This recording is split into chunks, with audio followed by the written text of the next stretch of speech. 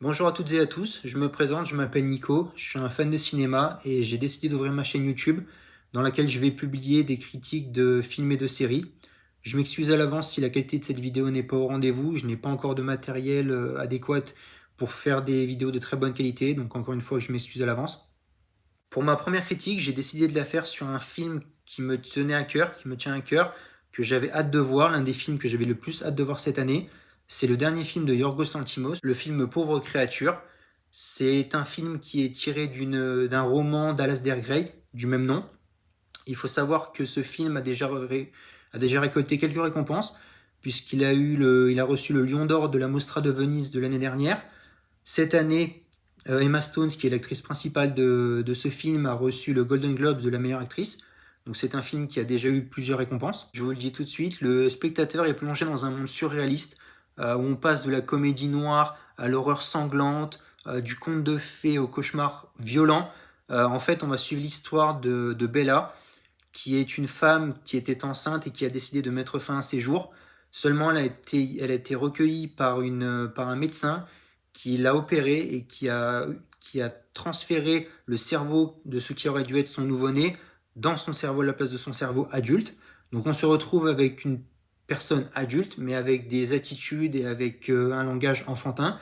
Donc pendant toute la partie du film, on suit ces deux personnes, donc à la fois Bella et son père spirituel. Il va donc tout faire pour la préserver du monde qui l'entoure, tout en l'éduquant. Seulement, Bella va prendre de plus en plus d'assurance et va vouloir une chose, c'est découvrir le monde. Elle va donc faire la rencontre de Max. C'est un étudiant dont le professeur est le père spirituel de Bella et qui va lui demander de la suivre quotidiennement tout en constatant son évolution. Donc au départ, on va avoir affaire à une Bella qui est un enfant tout simplement, qui va avoir des réactions d'enfant, mais qui va découvrir son corps au fur et à mesure. Elle va tomber amoureuse du personnage de Max. Les deux vont se déclarer leur amour et vont vouloir se marier. Donc on va faire la rencontre du personnage de Duncan, incarné par Mark Ruffalo, qui est un avocat qui va tout de suite tomber amoureux du personnage de Bella. Les deux personnages vont décider de partir ensemble, à Lisbonne pour être précis. Donc on va être plongé dans un monde totalement surréaliste, avec donc dans la ville de Lisbonne. Le personnage de Bella est très contente puisqu'elle a un seul souhait, c'est de découvrir le monde, comme elle le dit très, très bien. Donc on va suivre ces deux personnages, ils vont faire la rencontre de plusieurs personnes. On va avoir droit à des scènes très très drôles, dont une scène dans un restaurant où Bella va faire plusieurs allusions sexuelles. Ça va être des moments très drôles. Sauf qu'on va se rendre compte que le personnage de Bella veut petit à petit avoir son indépendance, et ce qui ne va pas plaire du tout au personnage de Duncan, qui va décider de la faire prisonnière en quelque sorte, en l'enfermant dans une malle. Ensuite, à son réveil, elle va découvrir qu'elle est sur un bateau à destination d'Athènes. Un peu plus tard, on va se rendre compte que les deux personnages sont fauchés et n'ont plus d'argent, ne peuvent plus payer leur escale, donc ils vont être obligés de quitter le bateau. Ils vont arriver à Paris, et c'est là où les choses vont devenir peut-être plus importantes, parce que les deux personnes n'ont toujours pas d'argent pour payer un hôtel. Donc Bella va intégrer une maison close sans savoir au départ. Elle va continuer à découvrir sa vie sexuelle, et elle va du coup offrir son corps contre de l'argent.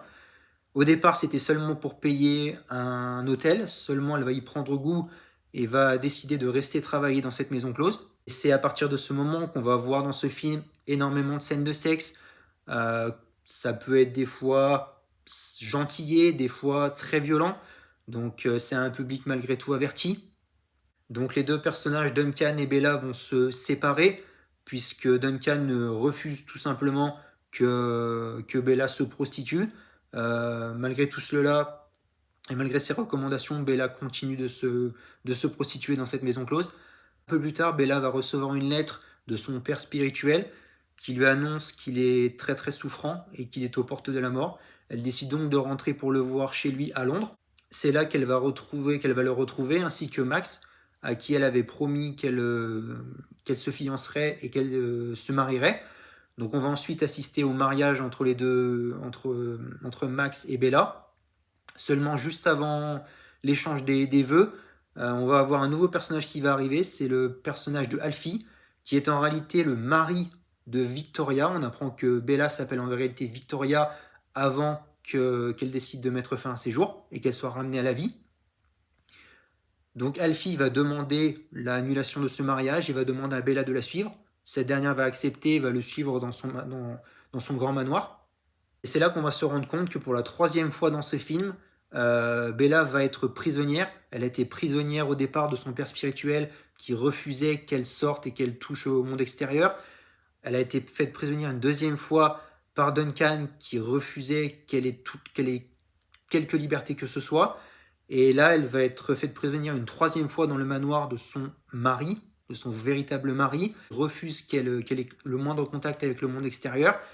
Elle va réussir malgré tout à s'échapper et à ramener du coup Alfie dans la demeure de son père spirituel, qui va en fait l'opérer puisqu'il a reçu une balle. Sauf qu'on se rend compte, et c'est la fin du film, que ce n'a pas été une simple opération, puisqu'en fait son cerveau a été retiré, le cerveau d'Alfie a été retiré et a été remplacé par le cerveau d'une chèvre. Donc à la fin du film, on peut voir le personnage d'Alfie se comporter comme une chèvre. Donc encore une fois, un humour très décalé dans ce film. Je vous l'ai dit, on est dans ce film dans un monde parallèle, dans un monde déroutant, où on voit des animaux hybrides, on voit des créations mécaniques originales, et dans un film qui est totalement déconcertant, qui est inconfortable à certains moments, déchirant, extrêmement drôle par moments, grâce à la performance magnifique d'Emma Stone, également Mark Ruffalo, très drôle. Le résultat est vraiment très provocateur, féministe, vraiment éblouissant. Le film est magnifique. Donc on peut vraiment dire que pour son 6e film, le réalisateur grec nous offre une mise en scène ultra contrôlée, une pointe de bizarrerie, un ton vraiment provocateur, mais tout cela dans une très grande beauté.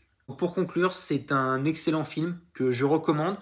Euh, Peut-être pas pour tout le monde ne va pas forcément apprécier l'humour, ne va pas apprécier euh, un film qui est très osé, qui est très engagé. C'est un film très fort, très marquant pour ce début d'année 2024. Et on peut très clairement dire que Emma Stone et ce film risquent d'avoir pas mal de nominations, voire des récompenses aux Oscars.